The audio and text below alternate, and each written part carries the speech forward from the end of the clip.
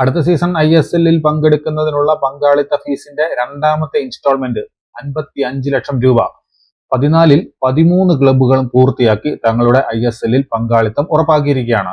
August 14-നായിരുന്നു ഈ 55 ലക്ഷം രൂപ അടയ്ക്കേണ്ടിയിരുന്നത്. ആകെ അടയ്ക്കേണ്ടിയിരുന്നത് 1.10 കോടി രൂപയാണല്ലോ. 55 ലക്ഷം രൂപ ജംഷഡ്പൂർ ഒഴികെയുള്ള ക്ലബ്ബുകൾ നേരത്തെ തന്നെ അടച്ചിരുന്നു. ബാക്കി 55 ലക്ഷം രൂപയാണ് ഇന്ന് ബാക്കി ക്ലബ്ബുകൾ അടച്ചത്.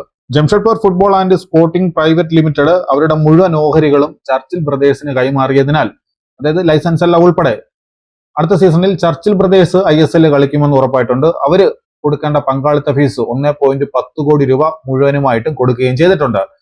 ഇനി ഈ 14-ൽ 13 ക്ലബ്ബുകളാണ് കൊടുത്തതെന്ന് നമ്മൾ പറഞ്ഞല്ലോ. കൊടുക്കാത്ത ഒരേ ഒരു ക്ലബ്ബ് എന്ന് പറയുന്നത് ഡയമണ്ട് ഹാർബർ FC ആണ്. അവരുടെ ഫസ്റ്റ് ഇൻസ്റ്റാൾമെന്റ് അവർക്ക് കിട്ടാനുള്ള സമ്മാന തുകയുമായിട്ട്, അതായത് I-ലീഗ് ജേതാക്കളായപ്പോൾ അവർക്ക് കിട്ടേണ്ട സമ്മാന തുകയുമായിട്ട് അവരുടെ ഫസ്റ്റ് ഇൻസ്റ്റാൾമെന്റ് അങ്ങ് ക്രമീകരിച്ചിട്ടുണ്ട്. ഇനി അവർ സെക്കൻഡ് ഇൻസ്റ്റാൾമെന്റ് ആണ് അടയ്ക്കേണ്ടത്. അപ്പോൾ ജംഷഡ്പൂർ 100 രൂപയ്ക്ക് മേടിച്ച ചർച്ചിൽ ബ്രദേഴ്സ് ഉൾപ്പെടെ 13 ക്ലബ്ബുകൾ മുഴുവൻ തുകയും അടച്ചിട്ടുണ്ട്. ഡയമണ്ട് ഹാർബർ FC മാത്രമാണ് ഇനി രണ്ടാമത്തെ ഇൻസ്റ്റാൾമെന്റ് അടയ്ക്കാനുള്ളത്.